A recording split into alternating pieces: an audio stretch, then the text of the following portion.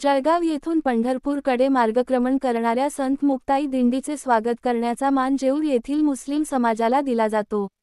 ही परंपरा अनेक वर्षापासून अजूनही जपली जाते। या दिंडीचे स्वागत फटाक्यांच्या आतिषबाजी आणि ढोल ताशांच्या गजरात केले जाते। ही दिंडी म्हणजे हिंदू मुस्लिम समाजातील एकतेची दिंडी असे प्रतीक मानले जाते। निवृत्त पोलीस कर्मचारी नीलकंठ चव्हाण आणि त्यांच्या कुटुंबियांच्या वतीने दरवर्षी दिंडीची सेवा दिली जाते।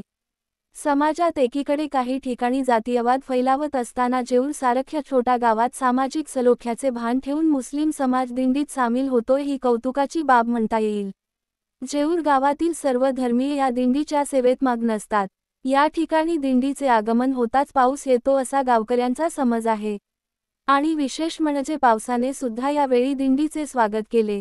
दिंडीत आलेल्या वारकऱ्यांच्या मान सन्मानासह सायंकाळी मिष्टान भोजनाची व्यवस्था नीलकंठ चव्हाण परिवाराच्या वतीने आणि गावकऱ्यांच्या वतीने करण्यात येते।